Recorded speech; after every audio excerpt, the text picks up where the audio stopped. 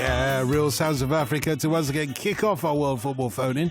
So we're talking this morning about football in Africa and in South America and players from over there playing in our leagues. If you'd like to join in the fun, give us a call on 08085 909 693. That's 08085 909 693.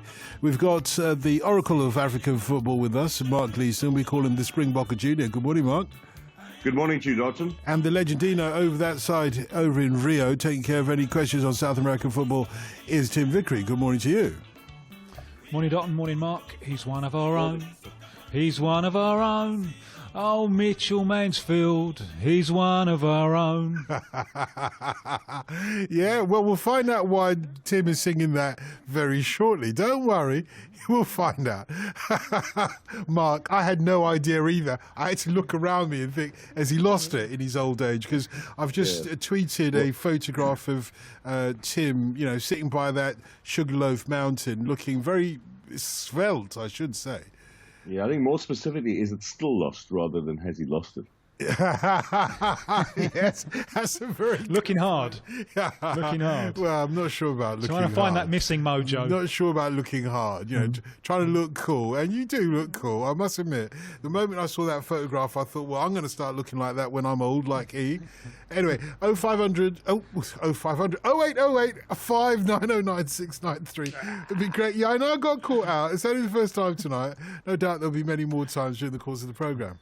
So this question for both of you, actually, I thought was a pretty decent one to start on. If there's more applicable in South America. This is from Kevin. If the proposed diving and cheating law was brought into South America, the Brazilians would have nothing to watch for 3 months. Is it the same? Is it the same? Is it? Maybe watching an empty pitch.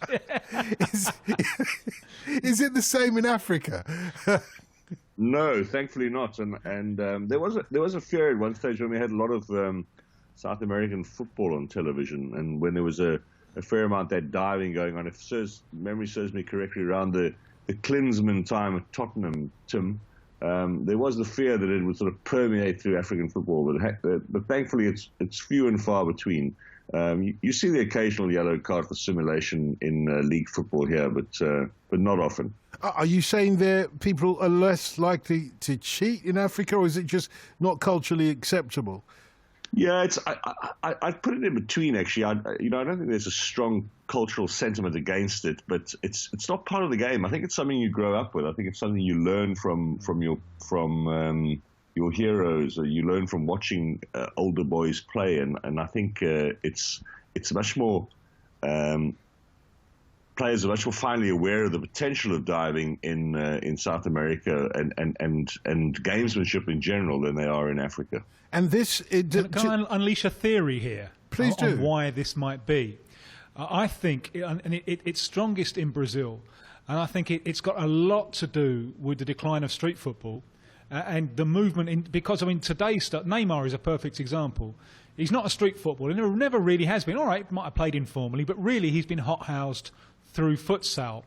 So this is the first generation where everything they've been doing has been with the presence of a referee. So the referee becomes your defence strategy, especially if you're weaker physically. So that the way that you get by with bigger, stronger kids who want to kick you if you're skillful is by getting fouls and drawing fouls and going to ground.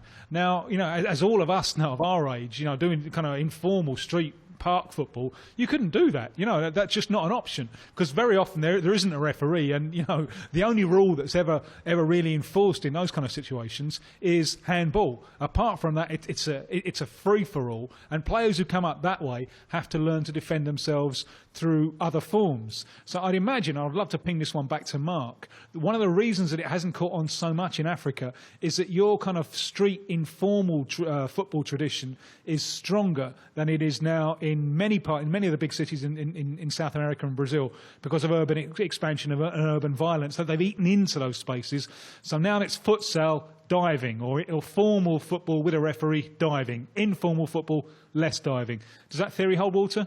Yeah, I think it's a plausible one. I mean, it's one, to be honest with you, I've never given much thought to, but as I listen to you, I think it's That's not bad for an old geezer with hair on his chest.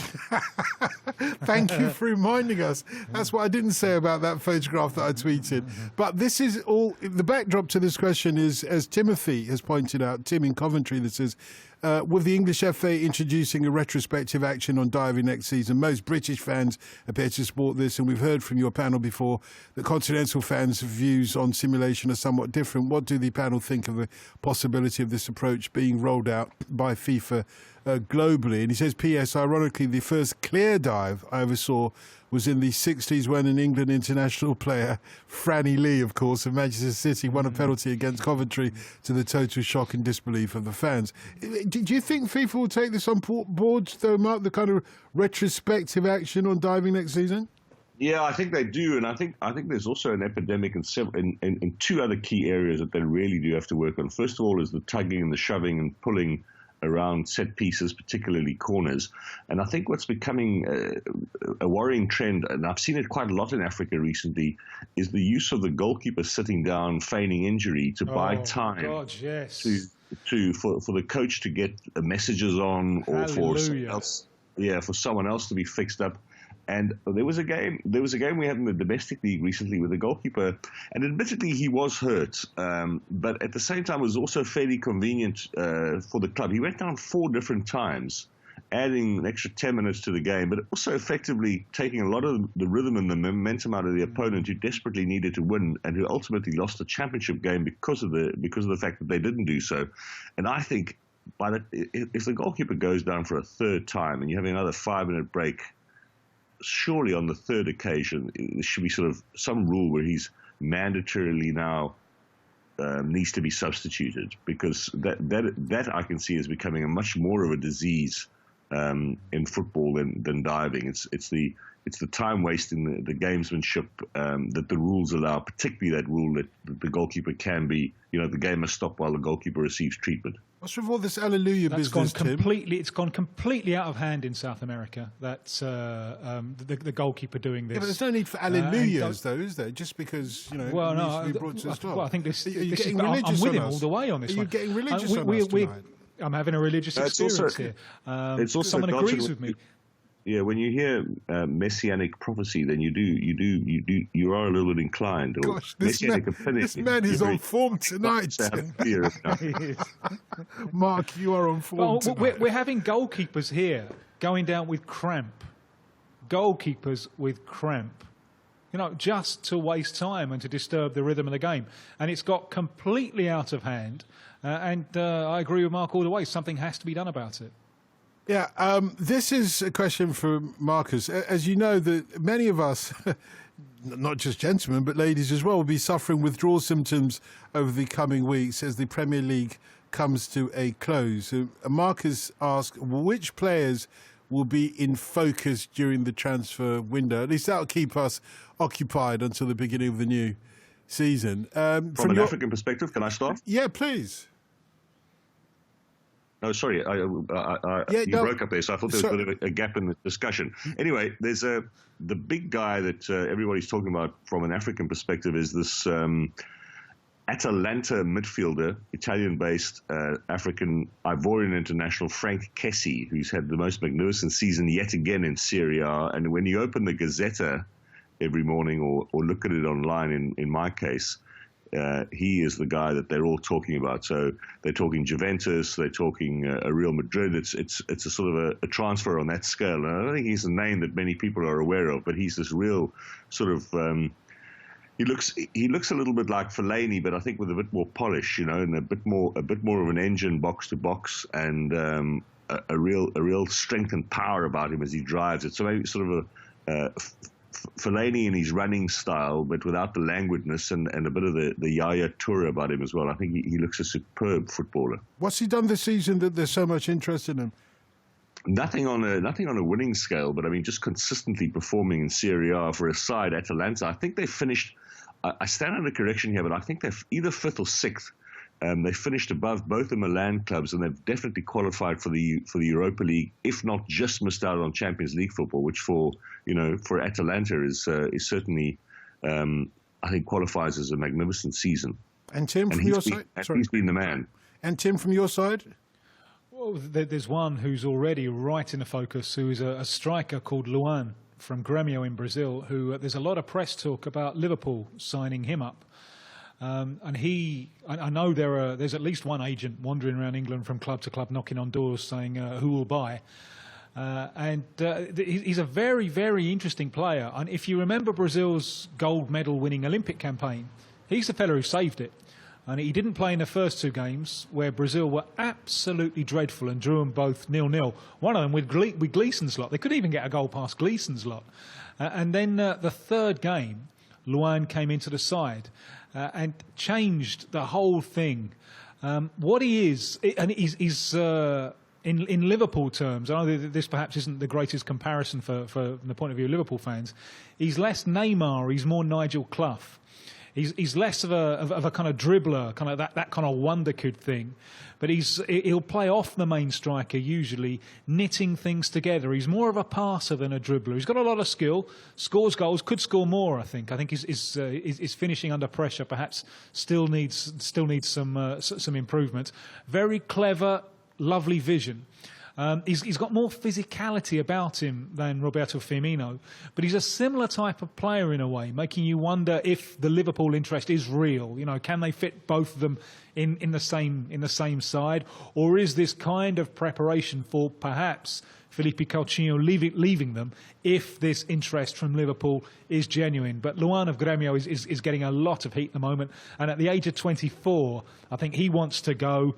And the club, I think, realised that the time has come to cash in on him. He was linked with Leicester in the last transfer window. And I could never really see that one because he's not a striker you really imagine in a counter-attacking side, more of a possession side. And perhaps with the problems that Liverpool have had this year, beating the teams who are theoretically worse than them, someone who can pass and elaborate in the final third of the field, perhaps he does have something to add there. Remember our number 08085 909 693 if you'd like to join in the conversation here on the World Football Phone-In. We've got Simon in Australia with us. Good morning, Simon. G'day, how you doing? Very well, thanks so much. I should have said g'day. G'day. I'm actually English, but I've lived here for 10 years, so I'm just picking up the lingo. You're Aussie through and through, mate. We can hear that. And I suppose you go up at the end of your sentences, don't you? Yeah, very true, yeah. Well, never mind. Anyway, good to have you with us. Go ahead. You got a question for Tim? Yeah, I've actually got two questions, if I can squeeze them in, please. The first one, I just want to ask Tim about Gabriel Barbosa's situation at Inter Milan. He doesn't really seem to be getting a lot of game time, and just wondering if he thinks he'll be there for the long term, and he's also been left out of the latest Brazil squad. So, are there any kind of concerns there for him? And the other one, I just wanted to ask him. I'm a big Flamengo fan, and I wanted to know about his thoughts for Flamengo's title challenge this year. Well, first of all, can I just make you sad a little bit and talk about Flamengo's elimination from the Libertadores, which was one of the most astonishing things I've ever seen. Now, Flamengo are the Rio Giants. They've got a lot of money now, and they've put a lot of money into this club, and their absolute obsession is winning the Libertadores, South America's Champions League. They're obsessed with it. Their home games, full houses, and there's this giant mural they pull out with 1981 on it. That's when they won. With Zico inspiring the team. So that one end of the field had 1981, the other end had 2017. The implication being that they would win again in 2017. They got themselves knocked out in the group phase. Now, going into their last game, they had two things had to happen. They had to, in order for them to be eliminated, they had to lose. And in the other game in the group going on at the same time, their compatriots, Atlético Paranaense, had to win away to Universidade Católica of Chile. Going into the last 20 minutes, Flamengo were winning and Universidade Católica were winning. So everything was going right. At that point, it was absolutely impossible for Flamengo not to qualify. It just couldn't happen. It needed miracles. And then Flamengo conceded a goal, so it's 1-1. It's still all right because the draw is all right for them and Católica are winning. Suddenly, Atlético scored 2 goals. So suddenly, Flamengo are then on the knife edge. If they concede, it's all over. But Católica equalised. Going into the last 5 minutes, it's 2-2. All right, Flamengo then are safe. Flamengo's captain is alleged to have said to the San Lorenzo striker, why don't we just leave it at this as a draw, and then we'll both be all right. And that's causing controversy at the moment. Atletico Paranaense score another goal. So Flamengo now, they can't concede. They mustn't concede, otherwise it will be all over. And in the 92nd minute, they concede, all over for them. Unbelievable result. Just unbelievable failure from a side with so rich in financial resources, which I think has personally, I think a lot to do with a captain and centre back who is so slow that he more or less has to defend on top of his goalkeeper. Obviously, the failure in the Libertadores adds massive pressure on them to win the Brazilian Championship. They, as I've said, they have financial resources and they now have a lot of motivation, and they don't have the Libertadores to worry about. So I certainly think they're in the running. Be interesting to see how the fans react now to this Libertadores elimination, because Flamengo have a mass support which can go with them, but it can also go against them. And the other question, when Brazil's new coach took over, Tite, almost a year ago, who was going to play centre forward? It was a difficult decision. It wasn't clear, and there were two choices. It could be maybe Gabriel Jesus, or it could be Gabriel Barbosa, who just joining Inter Milan. And Tite, all right, I'll go with Gabriel Jesus. But it was as he subsequently said, it was a difficult decision. Now, since then, the two of them have just been on different planets. You know, Gabriel Jesus just went bam for Brazil, and he was wonderful. He was knocking goals in all over the place, slotting in fantastically, going to Man City and hitting the ground running. Meanwhile, Gabriel Barbosa has gone to Inter, and it's been chaos. No, he hasn't done anything at all. I think it doesn't help that he's going to a club which is obviously in a very difficult time of transition. And the club are massively underperforming. But there's always been, ever since he got into the Santos team as a teenager, there's always been a thing around him that he's too big for his boots. I don't think he's coped well with going to an environment when he is not the go-to star. I think that's been very, very hard for him. Now, what happens now, I don't know. Whether Inter Milan will just cut their losses and move him on. And if they're not going to use him, surely they've got to loan him somewhere. He's got to get some game time. There is a lot of talent there, but I fear that there are some mental issues there that he has to address. And it's one thing to be a guaranteed first-team player for your club, as he was at Santos. It's another thing to go to Europe in a big squad when you're just one amongst 30, amongst 35. And he's had problems before. Brazil didn't take him, for example, to the World Under-20 Cup a couple of years ago, just because they thought he needed taking down. He was too big for his boots. Unless he sorts that problem out, I think he's consistently going to underperform. Simon, good enough for you? Yes, perfect. Thank you very much. Similar thoughts to myself. It's a shame to see Barbosa on that side. I mean, I love Brazilian football, in love with the culture, so I keep a keen interest on those sorts of things. So, yeah, really good answers, and I thanks Tim for that, and thank you for your time. Yeah, and also give my regards to Matilda, Simon. And I'll put a snag on the Barbie for you too. Yeah, please do. Yeah, and keep waltzing her. Keep waltzing her. Simon, look forward to hearing from you again. Thanks very much for now. Let's throw our thoughts to this one for you, if that's okay, Mark, from Carlin. I don't know. Are you aware of the feud between Bell and Nkono? I'm not. Yes. Of Cameroon. Yeah. What was that feud, and are there any other interesting, notable examples of player feuds from either of your regions? What was Bell and Nkono's feud? What was that about? Well, it was around selection and more importantly, the number one jersey during the 1990 World Cup, and it happened in the training camp which they had in the old Yugoslavia going into the tournament in Italy. Just as an aside, Cameroon probably hold the record as the most notoriously underprepared team going to any major tournament, and yet doing so well. That side, of course, that got to the quarterfinal and lost 3-2 to England in the last 8. Played just a handful of friendlies in Yugoslavia against club teams before going off to that tournament. Was that Roger Miller's side? Was it? Yeah, that's the Roger Miller tournament and all the other great heroes of that Lions side. But Nkono eventually kept goal. Bell went home, and they had an intense rivalry for the number one jersey for, I would reckon, at least a decade before that, much in the way that Clements and Shilton for England, it alternated quite a lot. But that wasn't a feud, was it, Clement and Shilton? It wasn't a feud. But I'm using that as an example of the rivalry, of the regularity with which the jersey changed hands, and then the feud happened during the build up to the World Cup, and Bell went home and Nkona kept goal during the World Cup. And are there any other feuds like that from Africa out of interest? Do you think, or was that the most prominent? That's definitely the most prominent on the continent. On the level of missing out on the World Cup, there are certainly no others of that kind of ilk.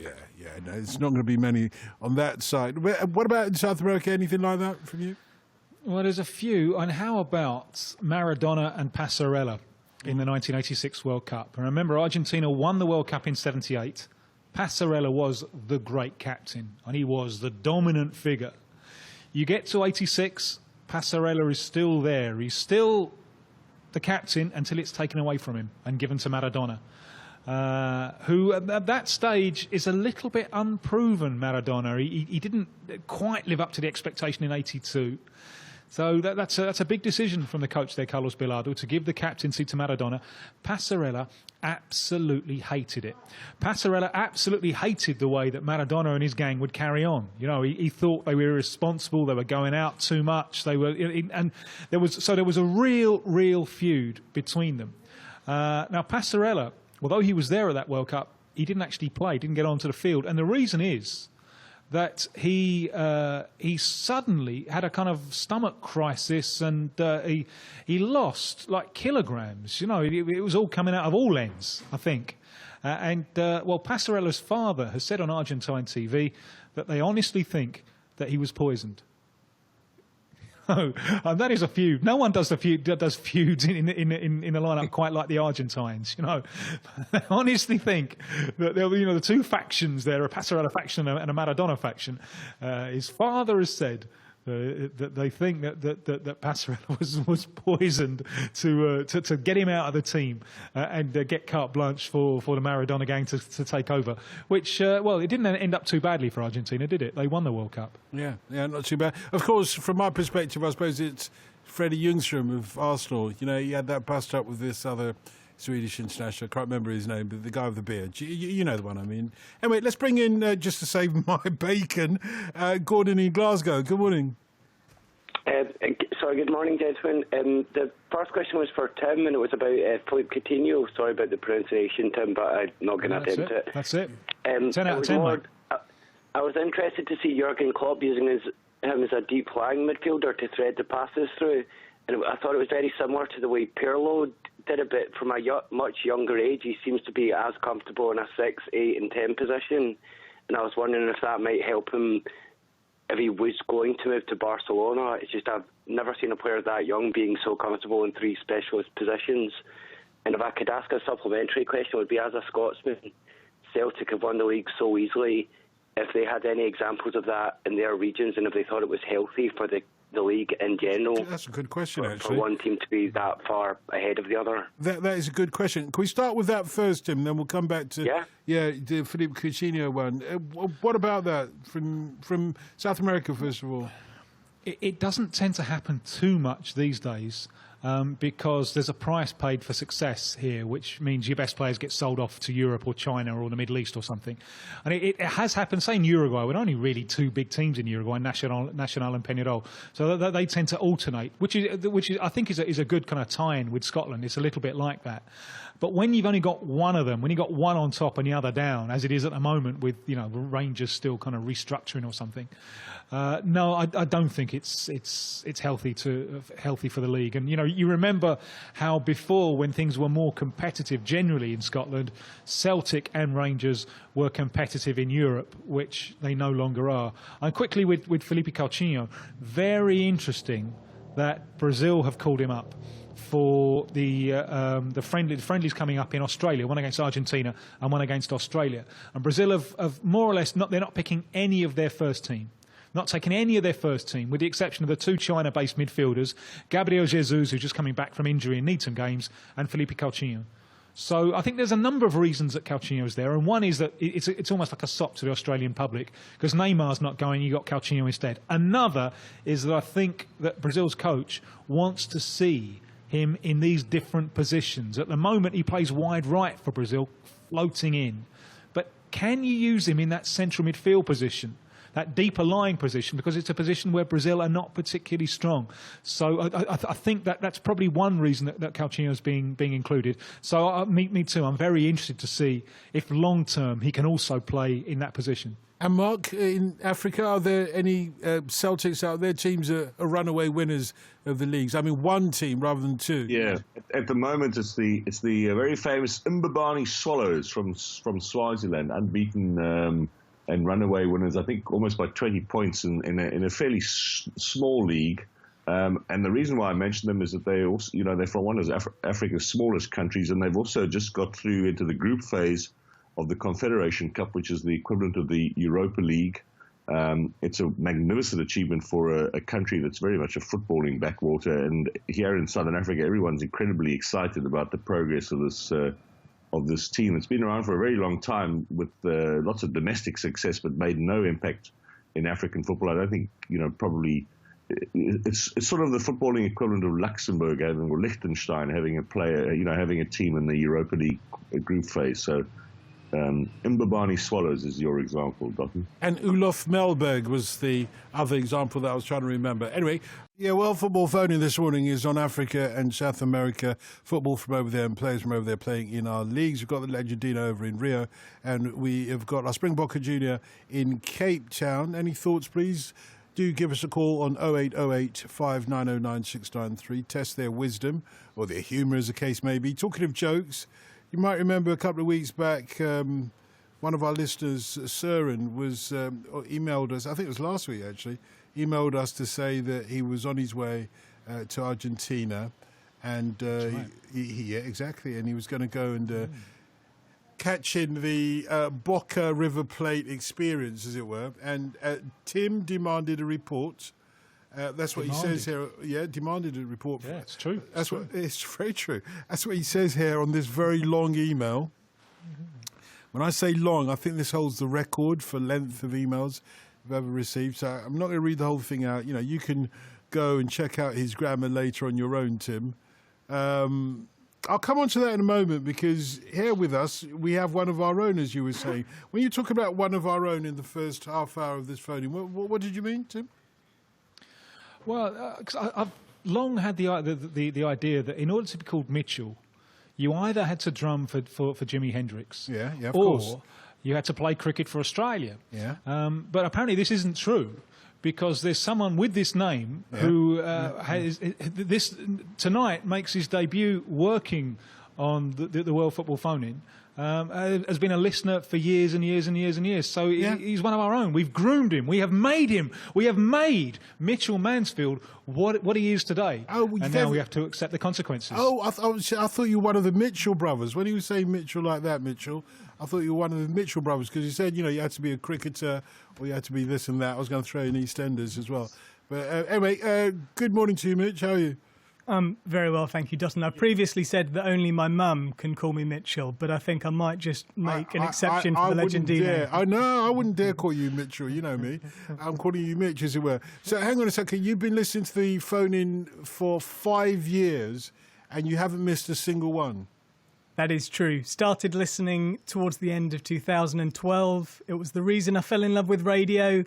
It was the reason why I decided I wanted to be a journalist. Oh. And it's the reason I'm here now. And it's the reason we're going to give you a test. Now, gentlemen, he says he's been listening for the last 5 years, so I'd appreciate... Oh, you've found someone to bully, haven't you? Oh, God. What? The man says he's been listening for 5 years. We have to test him, don't we? Okay, and feel free to join in, gentlemen. Make sure that your questions don't go beyond 5 years, because that would be unfair, because he only started listening to the World Football Phone-In when he started shaving. So no unshaven questions, please. So Mitch, let's start off with what is the name of the World Football Phone-In's Brazilian shirt holder who created the sub-question? What's his birth name. Only the first name will do. You don't have to give me his surname or his middle name, just his Christian name. You're talking about Subbuteo. Yeah, I'm talking about Subbuteo. Oh goodness! But you want his real name? Yeah, we don't deal in real names So of course we do. on the World Football Come on, Phone-In. You've been listening for 5 years. 5 years, I've said, oh, next up is, and then I said, oh, in other words, Subbuteo. Look, I've given you his Brazilian shirt name. That's got to do the job. That's proof enough, surely. Yeah. Go on, Tim. You got one for him? No, he's one of our own. He doesn't need one. I think he should be. He should be asking the questions. He's not one of our own. He's not one of our own just yet. We don't test Yeah, no, listeners. we we don't subject them to ritual medieval torture. Okay. Let's go back 5 years now, and just about 5 years. Although this stretches back the last 15 years, as I recall. But let's just limit it to the last 5 years. How long did the big wheel say that you had to have been contributing to the World Football Phone-In before you deserved to earn a Brazilian shirt name? Basically, this came up when one listener said, after his first contribution, can I have a Brazilian shirt name? And we said yes. And then the big wheel came in and said, hey, hang on a second. How comes he gets to have a Brazilian shirt name after only one contribution, whereas it took me how long? How long did Sean Wheelock say it took him to earn a Brazilian shirt? And therefore, that became the margin to which every listener had to try and attain. I remember the controversy well. Sean Wheelock, Yeah. where is he now? Yeah. I'm going to say... Commentating on mixed martial arts. That's where he is now. Earning a lot more money than you or I, okay? Now that you've asked. But anyway, go on. I tell you what, I'm going to say that Sean Wheelock said 2 years. I'm going to suggest... That's not bad, actually. I'm going to suggest That's not almost bad. 5 years. Yeah? How about it? That is not bad. It was actually 9 months, I think, but that's not bad. I'll give you that one. Mark, do you have any questions for this youngster?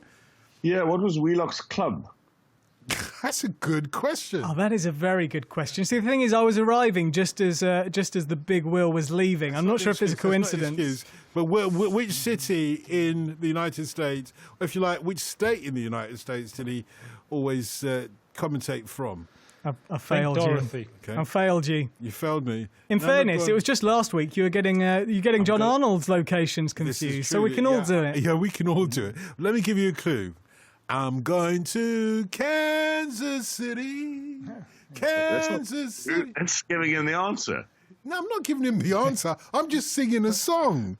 Come on, Mark. Would I give him the answer? I'm just singing a song. He could get it wrong. Wasn't Kansas, was it? Yes, he got it right. Well done. This guy's been listening for 5 years, and now he gets a job on Up All Night. That's what you have to do to get a job on Up All Night. You see, listen to the World Football Phone for 5 years. How have the first 5 years been? Because we're beginning another 5 years now. How have the first 5 years been for you? The first 5 years have been life-changing. I really do mean that, Dotton. Yeah. I really do mean that. I know you do. The World Football Phone-In was my gateway, really, into radio. You know, it opened up a whole new world for me, but I haven't stopped listening. I used to listen live when I was studying in Hong Kong. That's when I started. Wow, okay. I must confess, I haven't actually listened live since. Doesn't matter. You have to On listen the live. podcast. Yeah, podcast is Every cool. week. Yeah, still listening to the program, isn't it? And seeing this was the gateway to your profession in journalism.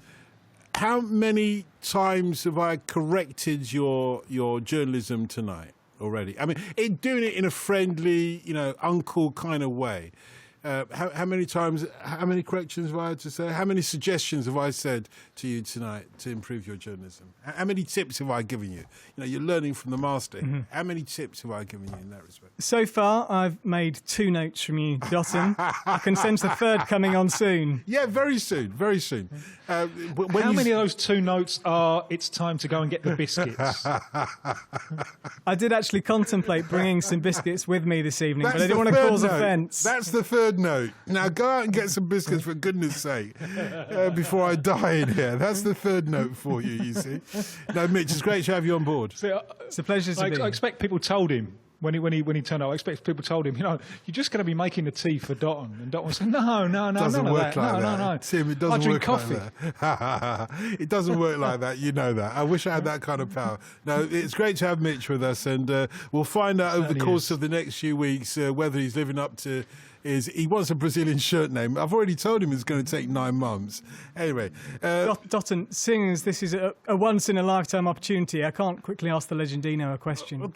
Go on then. Is that okay, What please? about Mark? You're going to leave Mark out of this as well then, are you? Oh, well, What kind of journalism is that? I've got a question for Mark as well. Yes, mate. Yeah. But I don't want to go in straight in for a sub question. Well, you've done it now. Remember I've already failed to get Sabitio's name. Oh, just like Hashim. Exactly. Of course. Thank you very much, Tim. Can I ask Tim a question? Go ahead. Tim, a brand new exhibition has just opened at the National Football Museum down the road from us here in Salford, dedicated to Pelé.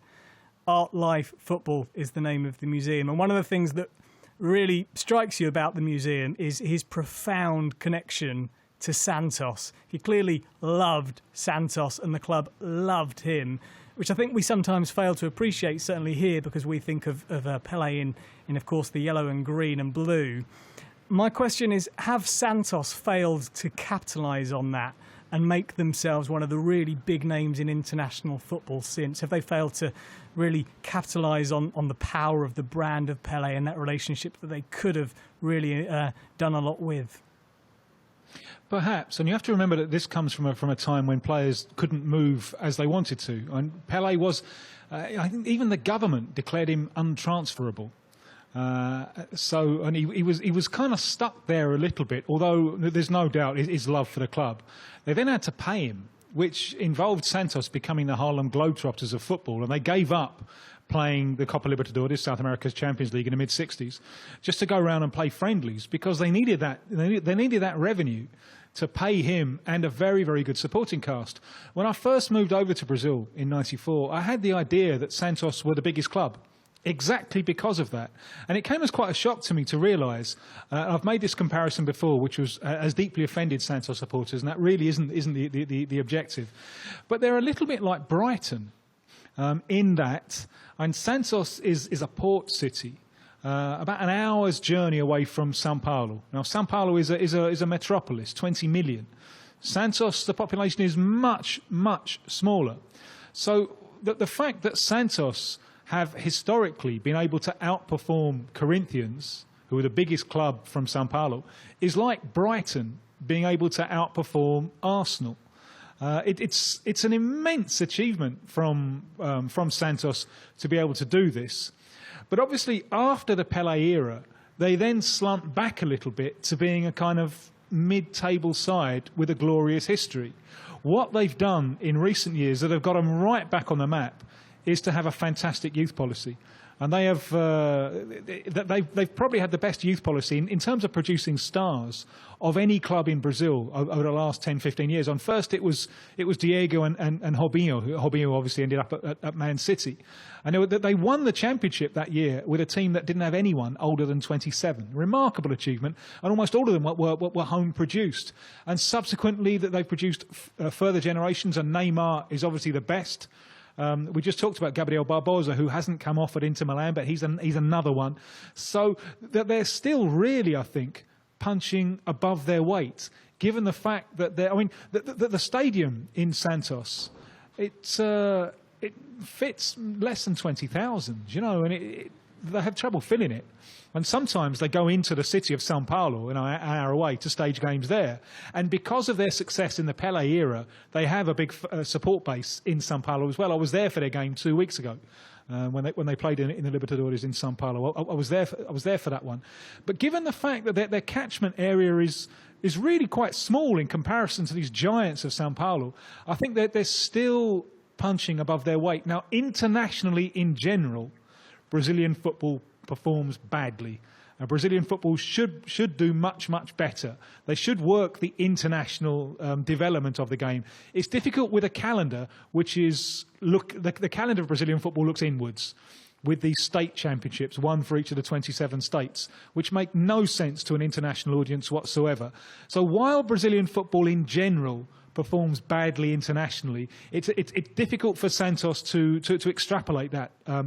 That they probably could do more marketing internationally on their past with Pelé.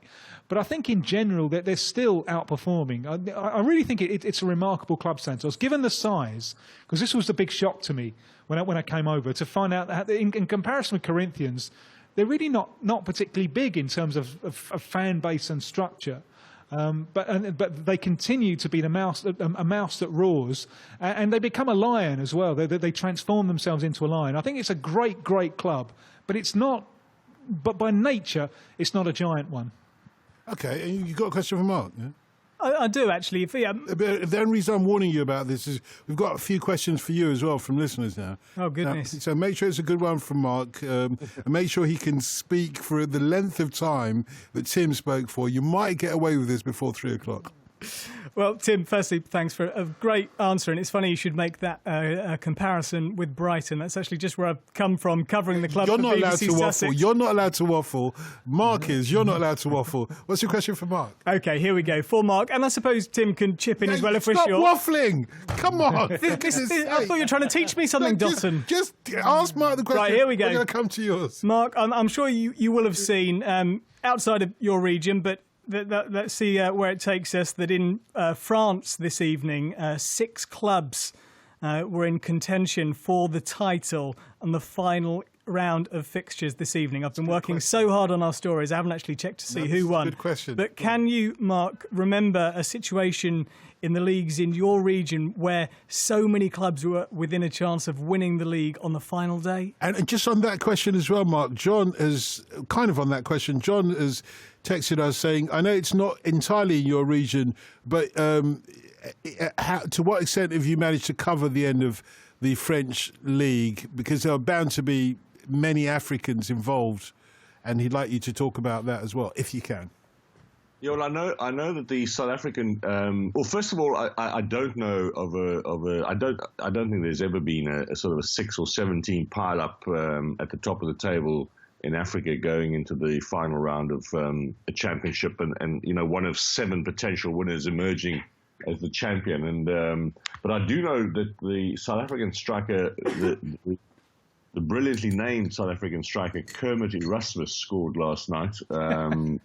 He plays for Lens in the French league. He's actually on loan from Rennes, who one of the top league clubs. And I think his side were on course to qualify until the very last minute when one of the other teams won. I think it was Amiens, if I'm pronouncing that correctly. And so Lens finished 4th. Amiens. Yeah, Lens finished 4th, and therefore. Didn't make it, but I think the big success story of League 2 this year has been Strasbourg, who, and again I stand under correction, go bouncing up again for a second successive year, and their African presence is fairly limited, which is unusual for League 2 because there's quite a lot of, there's probably on average 3 or 4 Africans per club in a very extensive league, but Strasbourg got a couple of Senegalese players, but not particularly regular in the side, and not many else, which is, as I say, unusual for that league. Let me throw some questions at you, Mitch. Let's start off with this one. It's quite a good one, actually. From Max. For the past 5 years, who was the ice hockey commentator for 5 Live who used to read the sports news and contribute to the World Football Phone-In as well? And apparently he could also give Dotson, whoever he is, a few pounds in weight. Not sure about that. This is Seth. Yeah, well, not bad. Not bad. We miss him. Yeah. Of course we miss him. And this other one... Where's he gone? Because I think I saw him at the Nations Cup not so long ago. That's right. He's still around. He was covering the ice hockey, some tournament for them. Lovely guy. From Belfast. Yeah, Lovely absolutely. So he's still doing BBC. Yeah. He's still here. It's just he doesn't do nights anymore. Mitch does nights instead, you see. Mitch pulled the short straw. Question for Mitch from Jill. Can Dawson sing? Be careful how you answer this one. Can Dotton sing? Yeah, be careful. Well, I've got to say, I was a little bit disappointed at the lack of dancing and singing for Soccer Fan at the start of the show. Well, hang on a second. I was setting up other things, Outrageous. I know, I was setting up other things. What were you dancing then, Vickery? Were you dancing? Were you dancing, Vickery? I've got to stay with my microphone lead, so that limits my mobility a little bit. But so I was kind of chair dancing, moving my arms around. What shirt have I got on, Mitch? Oh, that's a tough one. Yeah, it's a hooky one that I got from Tim Vickery. Well, it can't be that bad if it's hooky, because that's a few years old now. I know. It's fraying at the edges. You've got some good, fraying at the good edges. use out of that. Yeah. My mind's And well gone done blank for being on able that to one. fit in it. You've done well. American Explorer. Explorer from Portugal. Oh, Vascos. Yeah, well done. Yes. Well done. Yeah, that's not bad. Okay, you've got all the questions right so far. I think you might have some work to do out there as well, by the way. I think I best get on. It's not just putting your feet up on the World Football Phony, Lots of hard work. No, Mitch, it's great having you on board, and we'll speak some more. I look forward to it. So this one, and this is a good one from KA. With the last 2 World Cups coming from your regions, gentlemen, what, if any, legacy has there been? South Africa first. Well, obviously hosting the tournament and all the wonderful stadiums, and I've rabbited on about this before, but I mean it's been a massive impact in this country, the infrastructure, and a lot of the criticism I think that people had initially about a World Cup coming to Africa was a misuse of money that perhaps could be used elsewhere, and I suppose you could continue to argue that football, the cost of that football tournament and what that money might have done socially for hospitals, etc. I suppose that is an argument that's always going to hold any tournament anywhere. But the legacy for football in South Africa on the back of those stadiums has been immense. The professional league has grown in leaps and bounds. The football is so much better, and there's been a wonderful job done by municipal authorities and by the private companies who've got the contracts for some of the stadiums to keep them sort of financially viable, to keep up the standards, to keep the pitches in the quality that they were during the 2010 World Cup, and really left a massive mark on football here in South Africa. I suppose the legacy from the World Cup in Brazil is 3 presidents and former presidents all under suspicion of criminal activity. I suppose 3 in a row. Boom, boom, boom. It's part of it, really. I mean, that kind of social protest movement that started a year before the World Cup, during the Confederations Cup, that it was, you were watching a country changing in front of your eyes, perhaps in terms of tolerance of corruption. But I'm always fascinated to hear Mark talk about this and how the thing, certainly in his esteemed opinion, has been worthwhile, thoroughly worthwhile in South Africa, and the stadiums are being well cared for, even if average crowds aren't particularly high. But then again, I think, as he explains, average crowds have never been particularly high in South Africa. Over here, the story is nothing like as positive. There are some good stadiums there. The vast majority, though, are underused, expensive. Where private enterprises got involved, it's trying to get out. It struggled to make money out of it, because it ain't just the stadium, it's the context in which the stadium operates. And Brazilian football now has some 21st century stadiums and a 19th century calendar. And I think that the big lesson is that it seems to me that the political class in South Africa seems to be more competent than the political class in Brazil, which also has to do with the point that you made about presidents and so on. That seems to me to be the big difference. The people running things in South Africa, I think, seem to have a greater idea of knowing what to do, and perhaps less attention given to lining their own pockets. I wonder in South Africa, Mark, whether they could do a kind of an anniversary games, the way, or an anniversary World Cup, the way that we're doing anniversary games over here in Britain to mark the 2012 friendly games. We'll talk about that in just a moment. If you'd like to join in, 08085 909 693. I love this from Johnny. He says, I know it's Saturday morning because the real sounds of Africa gives me an earworm that lasts all day. Yeah.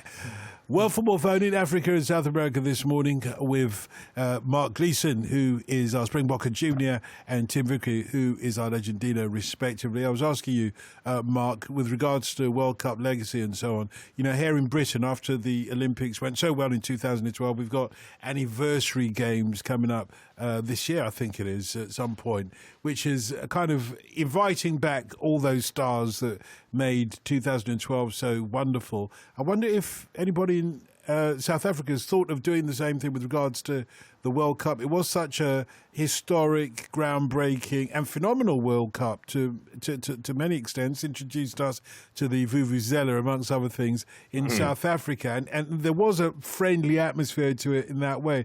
And for the African continent, it was such a momentous occasion. Now that the infrastructure is in there in South Africa, I'm sure many of the countries who took part the first time and many of the stars of that wouldn't mind coming back for a sort of a less. Yeah, I don't think something like that's going to fly, in the sense that, you know, the those that would participate in something like that would sort of well be past their sell by date, and we're moving on, and people would look for something more interesting. But I want to tell you a little story on a similar theme that I only discovered the other day. Was that in a casual discussion before the Spanish got to the final between the president of the Spanish Association, Villalona, and the South African Football Association, he made them a promise that should Spain win, that they would come back and play at that very stadium. And it was South Africans thought it was a little bit of a casual throwaway comment. At a Congress about a year or two later, they reminded him about it, also in a sort of casual throwaway way, and he had remembered his promise. And Spain, because it actually stemmed from, I was having a chat with the president of the South African Football Association. We were talking about the costs of matches, or he was telling me about the cost of matches, and I asked him what was the cheapest game you ever had. Cheapest friend, he said Spain. Spain lived up to their promise. They returned to South Africa for a friendly. It was about November 2 years ago now. They paid their entire travel, their own way here, picked up their own hotel costs. It cost the South African Football Association absolutely not a single cent. They obviously benefited vastly from the crowd attendance, from the television rights, etc. All on the back of the Spanish keeping their promise that they would come back and play. And obviously a very sentimental trip for the Spaniards as well, who had pretty much many of the key elements of the 2010 squad returning to the same stadium. And that Soccer City Stadium in Johannesburg, being the site of their only World Cup triumph, is still,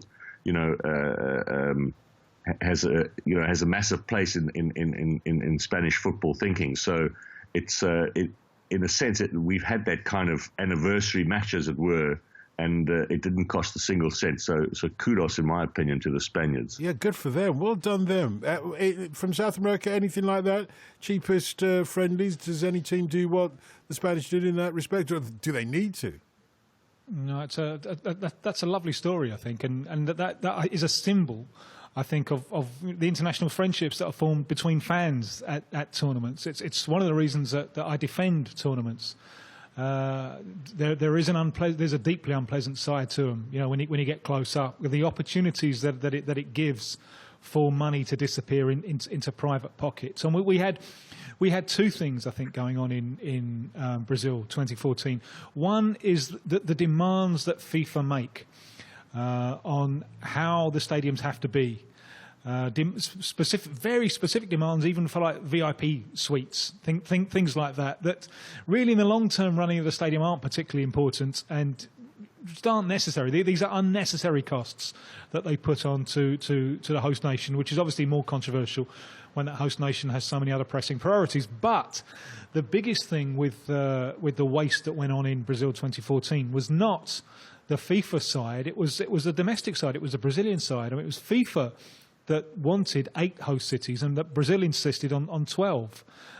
With building them, the rationale behind it is we want to be inclusive. We want to bring in areas that wouldn't otherwise participate, and we want to develop the game in those areas. Now that seems attractive superficially, but when you look at what's happened afterwards, those stadiums in those non-traditional areas of football haven't developed the game in those areas at all, and it just means that vast amounts of money has been spent, and we're learning more now about whose pockets that money ended up in. You know, the corruption scandal in Brazil, at the very heart of it is a relationship between construction companies and politicians, and you know, the kind of democracy by kickbacks. So we're learning much more about that. But if I could ping this back to Mark, do you think, because I haven't been to South Africa, I've no experience of it at all, but do you think that point about better political leadership in South Africa, perhaps as a result of a leadership battle hardened by the struggle against apartheid, do you think that is a key factor in to explain why the legacy your side is so much better than the legacy my side? To a certain degree, but I do think we a lot of what I read about what happens in Brazilian politics and a lot of the corruption scandals that are uncovered there, there's incredible parallels with what goes down here, because they're both massive economies, and there's a fair amount of opportunity to put your snout in the trough, as it were. But yeah, I do think that there was a real sense of what the World Cup was about, and from a much more mature perspective, and perhaps also from a non-footballing perspective. I would presume that the Brazilians, would feel they sort of have because of their rich history in the tournament, sort of a real right around the World Cup, and it was, it's almost sort of it's coming home in a sense.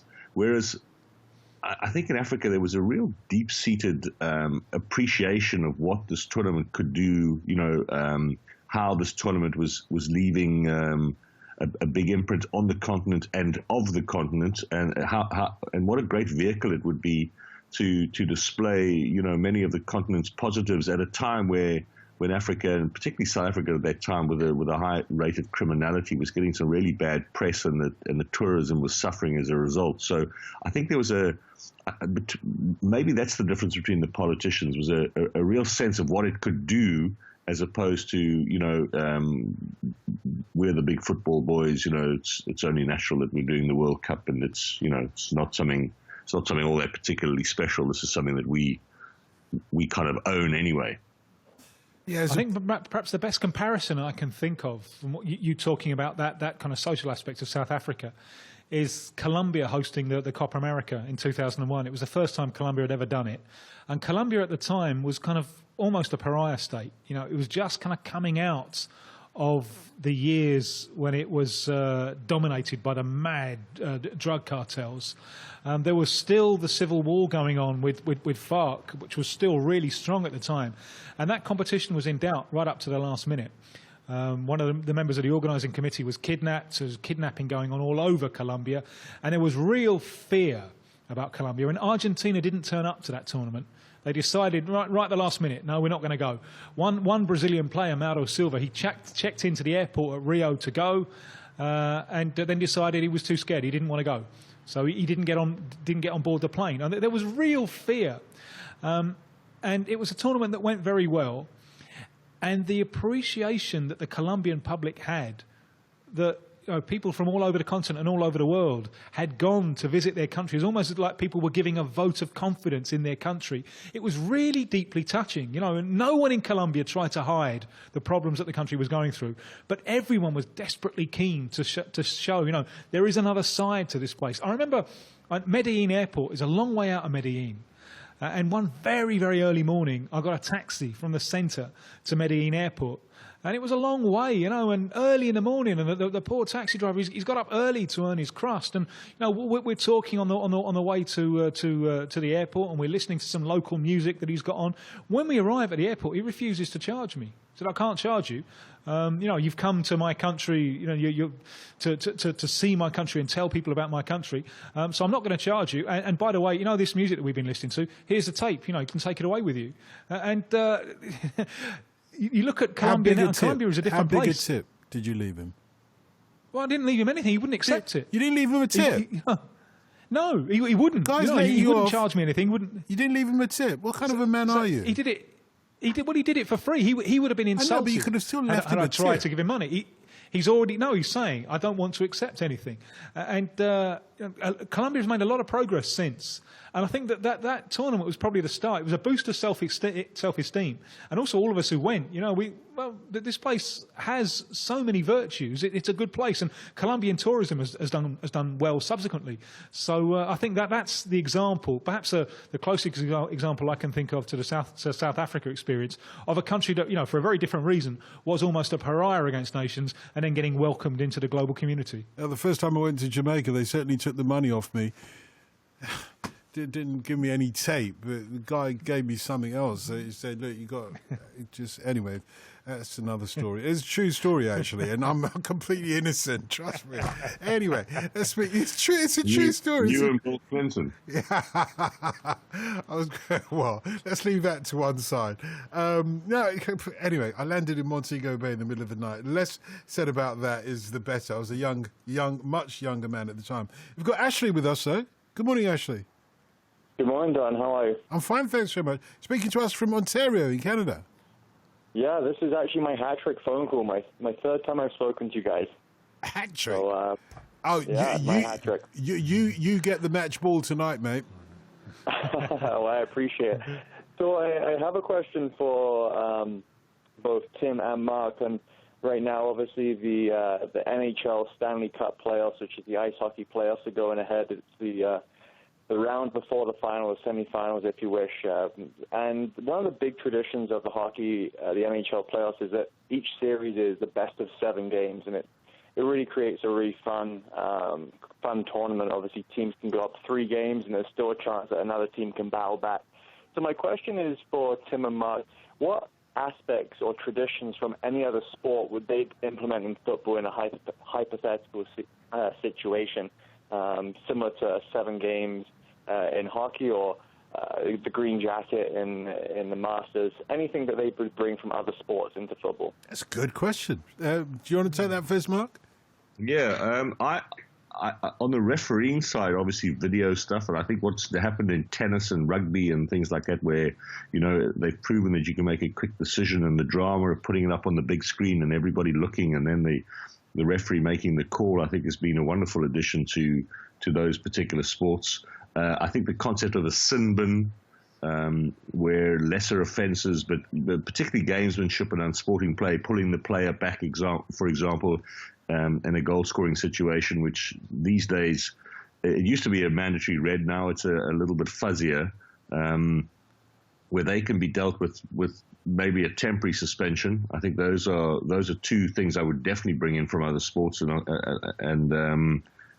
I think they probably will come into football at some stage. I like your example of the playoff idea, and but I don't like the playoffs at the top level. I think when you play a league and you are top of the table after a long, exhausting season of 30 to 38 matches, depending on which country you're from, you are the deserved champion. Then, like is the example in Australia, and of course the MLS, to then have to go through a playoff system that might see you not emerge as champion at the end of the campaign, I think is fundamentally wrong.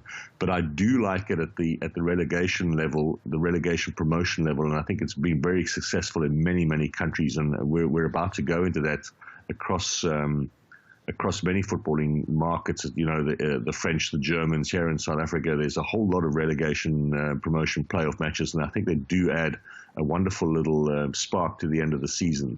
But 7 games, as in the Stanley Cup and many other American sports, I think is also sort of a little too long and a little too unsporting, really. Tim? The only thing I can really think of is how about kind of rolling substitutions, where because so often substitutions are used to kill time and to kill the rhythm of the game. So how about you can just do them much more quickly? And maybe this could be the solution to the problem that Mark quite correctly pointed out. The goalkeeper going down injured and wasting time and just completely destroying the rhythm of the game. Well, maybe there's another goalkeeper just behind ready to come on straight away. So you just can't do that anymore. maybe rolling substitutions is the future. How about bringing something in from basketball, having points instead of goals, or points for goals, as it were? So if you bang in a goal outside the penalty area, it's worth 3 points rather than like 1 point for a tap-in. How about that? I think... Yeah, You exactly. can say that about everything, though, can't you? No, I think football... Well, everything that isn't broken. Yeah, fundamentals are great and they should stay in place. It's a question of tweaking the sport, you know. Okay. And what about you, Ash? Any thoughts on that? Geez. It's like comments, actually, when you said about 3 points from outside and 1 point from inside, it kind of sounds like a Gaelic football kind of point system there, where you can score more if you get it into the net rather through the post. Just if you have time, a real quick question for Tim. Tim often says that there's a lot of players that go over to Europe too soon. My question is there any players that have gone over to Europe too late that could have benefited by going a little earlier? Yeah. I like that one. That is a good question. Sometimes I think this with some of the centre-backs. And centre-back is a difficult position to make the transition these days from South American club football to Europe.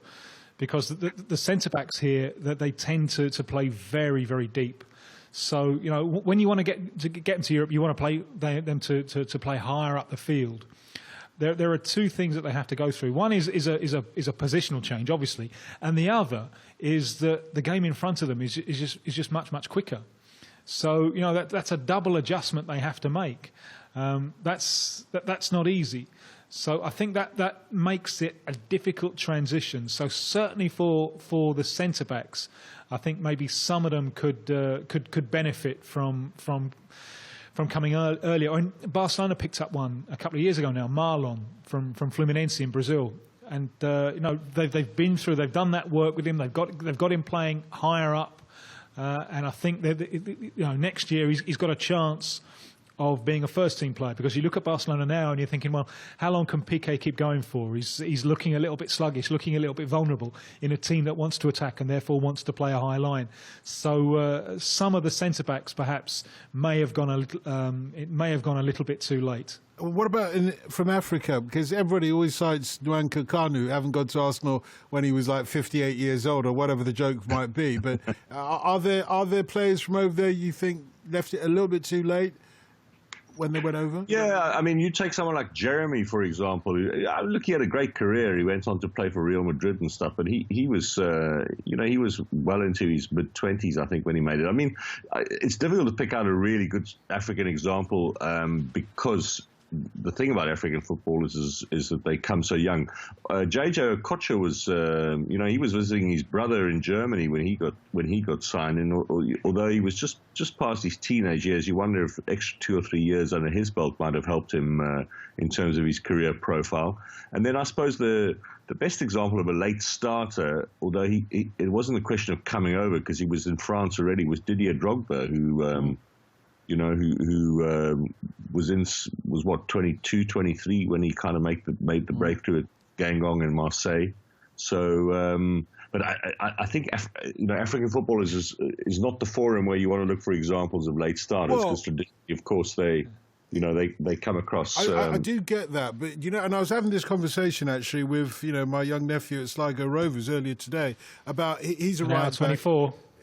Now 24, indeed. However, the conversation is crucial to this, because we're talking about, if you're a striker, if you're up front, you need to sort of make it at a younger age because the speed and everything is there. But if you're a defender, it's the other way around, isn't it? That experience counts for almost more than speed. Well, not more. No, that's not the right way to put it. But it counts for a lot more as a defender than perhaps as a striker experience. Would you agree with that, guys? I don't know.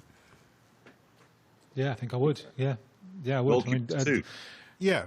That's a very good point. Goalkeepers as well. So we see the likes of Petr Cech going in, improving almost to a certain extent in his prime, as it were. So in that respect, are there no people that come over from Africa either as goalkeepers or as defenders come over quite late in their careers? What we would regard as late? They're guys coming over all the time. I'm just trying to think of those who've made an impact, but have made an impact belatedly and have perhaps wasted years sitting in the leagues in Africa, and I don't think of the marquee African players, the successful African players over the last 20, 30 years in the European leagues, there have been any really besides those that I've mentioned who could have maybe come across earlier and benefited from it. Okay, this is from Richard the Milkman. Thanks, Ash. Appreciate the call. Richard the Milkman says, I found an old video showcasing George Best at his best. I'd forgotten just how good he was. My question to both of you is, do you have players in your areas who, by an accident of birth perhaps, never got the world showcase that they deserved, or just went off the rails like George Best did? The sort of example of the Northern... Well, George Weah is the big example in Africa, although he won the World Football of the Year, and Best was a European Football of the Year, so in a sense a predecessor of him. He played for a country that, was never really going to qualify. You're absolutely good comparison. Yeah, you always felt for George Weah, didn't you? When you saw him playing for Milan and, taking the ball from one end of the pitch to the other end of the pitch and scoring, that, hang on, he plays for Liberia and they're never going to feature. He was by far the best player to ever come out of Liberia. And there's nobody in that team that was anywhere near him. Yeah, I mean, but on the other hand, look at what Adebayo did for a country of a similar of a similar profile. So it does, because maybe at best and Ryan Giggs being a little bit more dedicated to the national team cause, they could well have carried those teams to those tournaments on their backs in the way that that Adebayo took Togo to the World Cup. I mean, if you think about it, Togo going to the World Cup is a sort of preposterous thought, really, and an incredible achievement. Just put that into context, then. What did Adebayo do with regards to Togo that George Weah didn't do with regards to Liberia? Adebayo was the big star of the side. He scored a lot of goals in the qualifiers, and maybe his form was a little bit better. I mean, the thing about George Weah when he played for the national team, on the times that I watched him, it was all just the George Weah show, and he didn't really work as hard as he possibly could. Although it's probably true of many of his club matches as well. I mean, Adebayo he was Togo's big star. But he was a big team player. I mean, he still is very much a big team player for Togo. His performance at this recent Nations Cup now in Gabon, where they got knocked out early and they deserved to, but the man really works a shift for his national side. He's cajoling, he's encouraging, but he's also working incredibly hard and almost dragging everybody up to his standard. And I think that was a massive catalyst for Togo. And then things sort of you get a little bit of luck and a good roll of the dice here, and then suddenly you find yourself in the World Cup. But much of it is on the back of the charisma, really, of a player like Adebayo. Do we not have to be fair to George Weah that he was pulling his country out of a political crisis, a civil war, essentially, as well? Absolutely, and dipping into his own pocket to pay for them to go around for games. So that, I don't want to question his credentials at all, but I always felt in matches George Weah just didn't really do enough, given the abundance of talent at his disposal, that, he didn't really leave it all out there on the field. He certainly left it all out there everywhere else. But when I look at the two, Adebayo for me, he's a quirky fellow, Adebayo, and he's often moody and difficult to deal with. But I think when it comes to the national team, he's been absolutely tremendous over the last, what is it now, almost 14, 15 years that he's been involved. And what Mark has set up there, though, for you, who knows, the history of Welsh football as well, Tim, is the prospect of the comparison between George Best, Ryan Giggs, and the current spate of Welsh stars in internationals now, who give a lot to the team, and it means a lot to them as well. What about in South America? Are those comparisons, are there equivalents of those comparisons over there, the ones that do give a lot to a small team that they were born into, and those who don't? Well, I think it probably means more to them over here to play for the national team. Certainly the travel time that they do, European players just wouldn't want to know about it. The example just springs out. Man United supporters might remember this player because he played for Necaxa of Mexico in that tournament in Rio, the World Club Cup at the start of 2000 that United came over for. Played very well against United. An Ecuadorian playmaker called Alex Aguinaga, who through the late 80s and all through the 90s was a magnificent playmaker, just a magnificent player, and never a luxury player, a real hard worker as well, a player who, as Mark was explaining with Adebayo, lifted the team. But his problem was that at that time, Ecuador had never qualified for a World Cup, and there was no real market. Certainly there was no market in Europe for players from Ecuador. So he was one of those little secrets that wasn't on the global radar screen, but those here could really see a quality player. And he helped the Ecuador team make fantastic progress. And then when they got to the World Cup, first one ever, 2002, and he did play a little bit, but he was too old then. He was on the downward slide. If he were to come along now, and he would be a global star because he'd be snapped up by some European team, and he'd be part of a national team that was regularly qualifying for World Cups. So he came a little bit too early, but he's an important stepping stone for Ecuador to get where they are today. We've got Mark Gleeson with us in Cape Town covering the African perspective, and we've got Tim Vickery over the other side in Rio, covering the South American perspective. Gentlemen, we do have to answer this one from Peter in Glasgow, because Peter says, tomorrow morning, I'm going to get married in the USA. I'm sitting in a hotel room waiting for the big day to arrive, and I'm far more nervous than I care to admit. But for years, as my single years, that is, during my single years, this radio program has been my listening highlight of the week. It's kept me company on early morning travels from Glasgow to watch the mighty, he had to get that in, didn't he? The mighty AFC Bournemouth. Your international wisdom has even helped me make new, unexpected artwork when I feel a wee bit down. A certain Brummie accent has always cheered me up. Is that you, Vickery? Anyway, right now, he says, I'm trying to write my wedding vows. That's a bit modernistic, isn't it? I had mine thrown at me. Anyway, right now I'm trying to write my wedding vows. It's a struggle. So on my last night as a single man, I need help. Please distract me.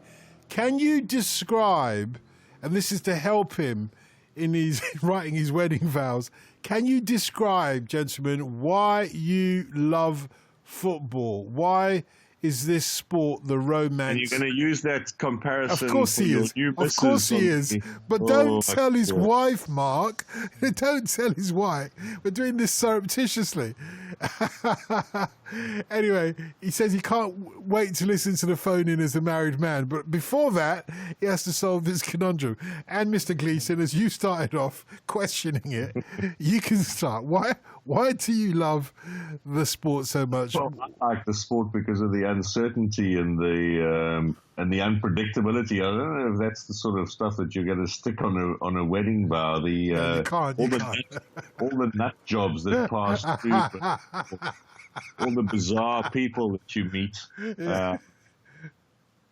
All of the strange little quirks that happen in the football community. That's what fascinates me. So I'm cautioning going down the route of maybe using the lyrical positives of football as a basis for your wedding vows. Well, he can't use any of that you've said. The reason I was laughing was because I can't imagine him saying, I love my wife because of her quirkiness and all the nut jobs that surround her.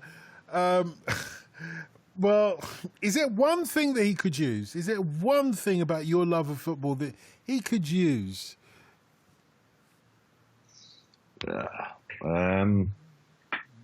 I mean, you can make no references to round balls as well when you're standing next to the altar, so that's also out. But it's a beautiful game, surely.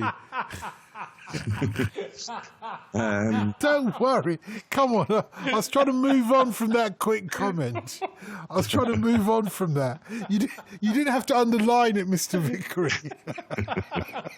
You did not have to underline it. Okay, let's erase that thought from our minds. But What wedding tackle are we thinking about there? That's a football reference, isn't it? The wedding can tackle. we move swiftly on? This job of being a referee ain't easy, mate. Anyway, this. You're going to get me into I trouble. suppose. I mean, it's not the best thing to say in this situation, but it's frequently said in South America that the thing with football is that you can change your wife, but you can't change your club. So please erase that one from the podcast so he doesn't hear that. But what do I love about it? And it socialised me, and it continues, I think, to socialise me. I love about it the fact that you can lose yourself in the passion of the game. But you can also sit down and analyse it. You can analyse, because the pieces are out there on the field. So why was Team A better than Team B? And you can analyse that. And I think that applies in a way.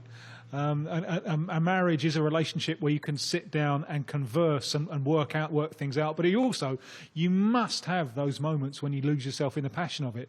And I think that there's also a big thing about football about home. Home, I'm thinking a lot about this with the end of White Hart Lane last weekend, and you think of all the memories that there were in that place, of how much of a home it was to generation upon generations of people who were going there and feeling home, and creating a second home, a collective home.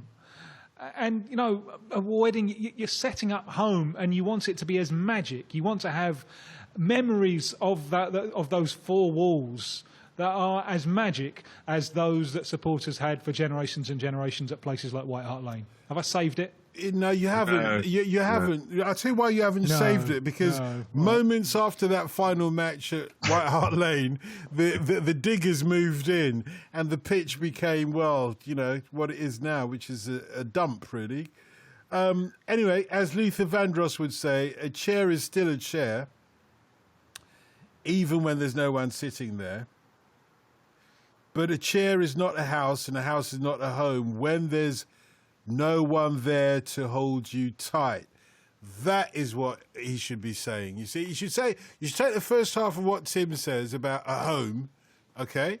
And then you look lovingly in your wife's eyes and say, look, a stadium is still a stadium, even where there's no one there. But a stadium is not a house. Not a house. It's not a home when there's no one there to hold you tight. So I would like to make my home with you. And this is going to have them reaching for the Kleenex rather than rolling in the aisles, Dotty? Yeah. He's just got a way of cutting you down to size, Gleeson. That's what you can do. When you're 6'9", exactly. You can cut someone down to It's size. much It's an easier. unfair advantage. It's much that he uses, easier, isn't it? We've got Casey in Chicago with us. Good morning, Casey. Good morning, Dalton. And I just want to say, home is where the heart is. Doesn't matter. That is what we were trying to say, wasn't it, gentlemen? That's exactly what we were trying to Without say. any Gil Scott-Heron references, because I won't work there, will they? Well, the revolution will not be televised. No, it won't be televised, and this will be no rerun, brother. The revolution will be live. As Colo tourist and as a person who tours the world, Of course, this is Colo's tour. Of course, yeah. I should have remembered. This is Colo Tours, who is our tourist of Colos in Chicago. Well, there's no yaya.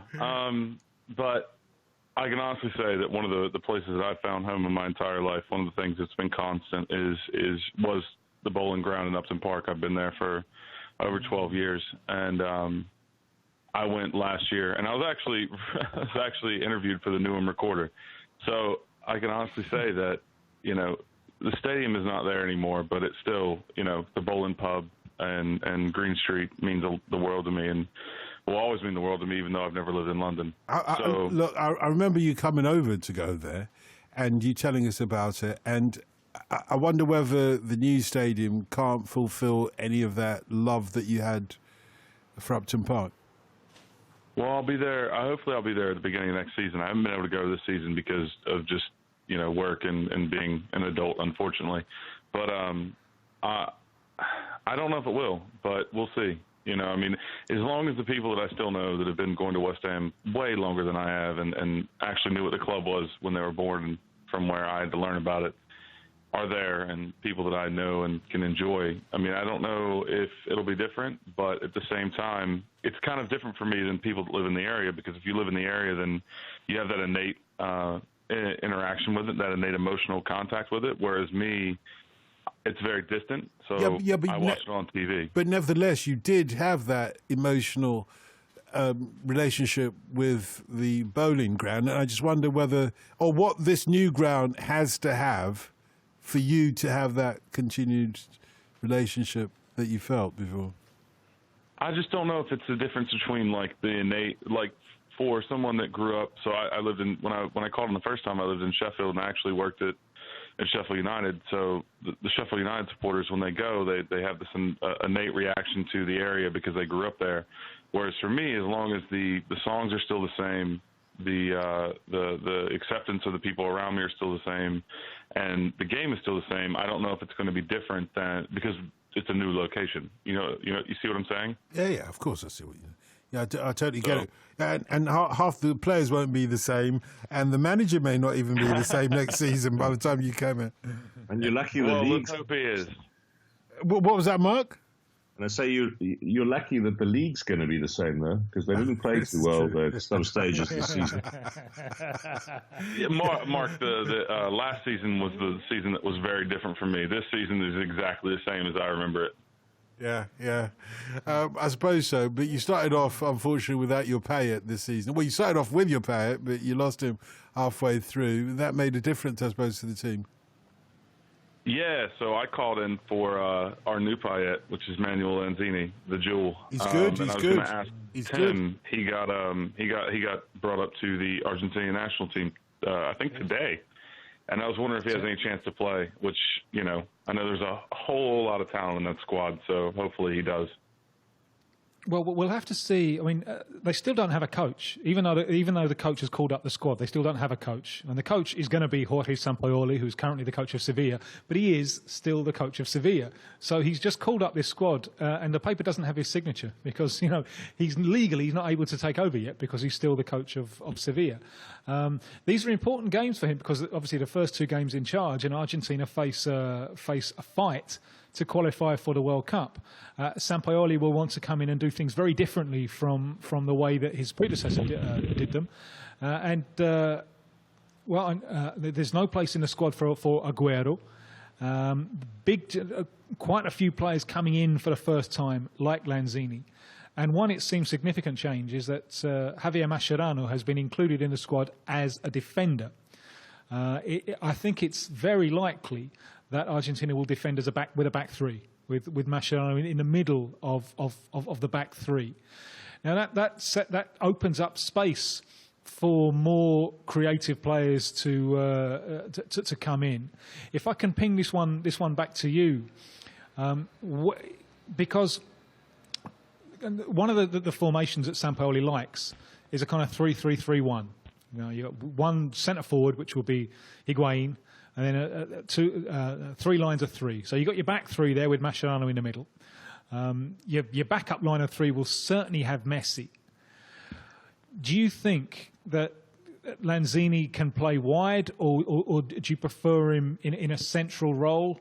And in a 3-3-3-1, if that's the way he's going to go, given the fact that Messi is a given, what position on the field do you think Argentina should choose Lanzini? It's hard because with West Ham under Bilic, we've kind of settled into a 3-3-3-1 almost with Antonio or Ayew and Lanzini and maybe Feghouli or Snodgrass. But if he plays in that situation, he'd play out left, and he'd try to cut in. And that's kind of the issue that we have with him is that I love him to death. He loves to dribble, and he can have the eye for the pass, and he goes for the shot as well when he cuts in. But if we play, say, Carroll up front, you need to find people that can swing a cross in. And Antonio nor Lanzini are not necessarily known for their crossing. You'd have to play Snodgrass, and even Ayu's not even made for that. But if he played in that situation, he'd play out left. Right. So, and with Argentina not as dependent on crossing, the ability to pass quickly, because that's what Sampaoli will want. He will want lots of people in the going forward, and he'll want the man on the ball to have 3 or 4 options for a quick pass. And I think Lanzini can fit into that very well. But at the moment, apart from just the naming of the squad, we've got very little to go on. Really, it's an exciting time to be someone like Lanzini, because it's a new coach, it's a new slate, and the stakes are high. It's possible that Argentina may not even qualify, although I think that's probably unlikely now that Messi's ban has been overturned. So assuming that Argentina qualify, this is Messi and Di Maria and so on, it's their last chance to win the World Cup when they're at their peak. So if you were Lanzini, you would want to be part of that, wouldn't you? So it's an exciting time, and it'll be very interesting to see exactly how Sampaoli sets up his team for these friendlies, one against Brazil, the other against Singapore. And the thing that makes you worry a little bit is a lack of defensive pace. And Mascherano, at the age that he is now, struggles a little bit for pace. There isn't a lot of pace in Argentina's current crop of centre-backs. The fella they'll probably look as a solution for that is Emmanuel Mamana of Lyon. But he always looks error-prone to me. So, and if you do defend high, you're running risks there. If you get that one wrong, that can go very, very badly. So it's going to be a fascinating ride. Yeah, Carlo Tourist, thanks very much. I'm thinking of John, who's about to get married in the morning. And I'm thinking you may as well just quote the entire song by Luther Vandross. So I was thinking, look, the next verse is, a room is still a room, even when there's nothing there but gloom. But a room is not a house, and a house is not a home when the two of us are far apart and one of us has a broken heart. I mean, I don't know what it means, but you may as well just quote that. Aldous says, for you gentlemen, I had a great time at Exeter City's playoff win versus Carlisle last night. City now 1 win away from promotion alongside great rivals Plymouth Argyle. But for the panel, have any rivalries in your region fizzled out or lost their edge, more precisely, because of the gap in quality between two sides grew too big? Mark? Yeah, I think there's probably a good example in Cameroon with the wonderful rivalry between Tonnerre, who were African champions and certainly cup winners in the 80s and 90s, and the famous Canon, and it's ironic that both of them had a period where they were relegated and kind of lost a lot of their traction in the upper league, and the other one was really dominant, and then the derby itself became a bit of a limp affair. Cannon went down and came back up again, and Tonnerre have gone up and down. That's really one that's become quite poor over the last I'd say the last decade or so, and Cameroonian football just generally hasn't, at club level, just hasn't done the business in comparison to what the national team consistently turns out, tournament after tournament. That's the biggest one that kind of springs to mind for me on the African continent. But many of the other great rivals, the Egyptians and the Moroccans and the Algerians, do been persisting now for 30, 40, 50, 60 years. That's the one I think where a top side and what would have been classified as one of the top 10 derbies on the continent just is no longer really worth watching. And Tim, from your side? Well, here the derbies have real staying power, and for two reasons. One is that here the bedrock of football is rivalries inside the same city. Very different from, say, Spain, where it's rivalry between, or Italy, where it's rivalry between different cities. Here, because of the size of South America, it really is the foundation stone of local football here, local rivalries. And also, remember, especially in Brazil, you get state championships. So even if one team has kind of outgrown the other, they'll still be meeting each other in a state championship where perhaps the smaller team still has a chance of putting one over. So those local rivalries, they continue to be taken very, very seriously indeed. Lots of good advice for our man John, who's originally from Glasgow normally, but getting married in the States in the morning. Bournemouth. He was travelling from Glasgow to see Bournemouth, which led me to the conclusion he might be from Bournemouth originally. He may have been from Bournemouth originally. Yeah, absolutely. Why not? But this is the advice for them. This one's from Richard. From the opium of custom to the ledges of extreme, don't believe it till you've held it. Life is seldom what it seems. Lay your heart upon the table. You are windblown, but you're mine. I don't quite get what the football analogy in that is. This one, though, is much more clear. Marriage isn't about life. It comes from the marriage scene in Goodfellas, doesn't it? Oh, is that where it comes from? Is that Goodfellas? Maybe. Goodfellas rather than football. And this one, I think we'll all know. I don't think Goodfellas is a sensible basis for a healthy marriage either. Yeah, especially not in New York. Is that the one where the baseball bat is swung by De Niro? That's the one. That's the one. No, is that the Untouchables? No, that's the Untouchables you're thinking of. Yeah, that's Al Capone in the Untouchables. Yeah, that's right. But that's still, all because of baseball. Yeah. A man becomes preeminent, and he has to have enthusiasm. Baseball. So maybe the line is from the Untouchables rather than the other one, is it? No, I think it's the wedding scene in Goodfellas? In Goodfellas. Life is but a dream. Okay. Life is but a dream. Shaboom. Yeah. Is it that one? No. Life is but a dream. If paradise could be on above. No, it's not that one. Okay. Well, it gave me an opportunity. It gave me an opportunity to exercise my vocals. Yeah. This one is from one of our listeners who says, marriage isn't about life and death. It's more important than that. I think, yeah. Oh, very good. Yeah, it's not very bad, good. yeah. And this one, I don't quite get from Tony Liverpool. He says the two of them will have a ball when they get... Oh, I get it. You'll have a ball when you get married. I get it. They'll have a ball when... Because I thought he was thinking of you'll have a ball and chain when you get married, each of them. But he means, you can have a party. You see where my mind was going with that one? I was like, trying to pretend I didn't know what he meant. They're going to have a ball and chain. Preacher. Don't you utter those vows. Yeah, exactly. 20-carat ball and chain. Animal Nightlife. Whatever happened to them? Yeah, and this is another one. Was that actually Animal Nightlife? I didn't realise you were quoting. Preacher, don't you utter those vows? I didn't know. Only Houdini could save me now. Of course. Get me onto a different page. Of course, you could do the Big Bopper and said, and the man started asking, are you going to take this woman for your awful wedded wife? And then I started thinking about no more drinking with the guys. If I take you for my wife, I can't go no place. I got to look at your face for the rest of my down like this is it. Yeah, anyway, that's the Big Bopper. This other one though is that song "A House Is Not a Home." Dionne Warwick, surely. Written by Bacharach and David. Oops, it's not the jukebox tonight. No, it's not the jukebox tonight. But thank you for telling me that. But Luther Vandross did do a good version of it, was the point I was trying to make. Hey, gentlemen, what can we say? We've given advice on marriage tonight. Yeah.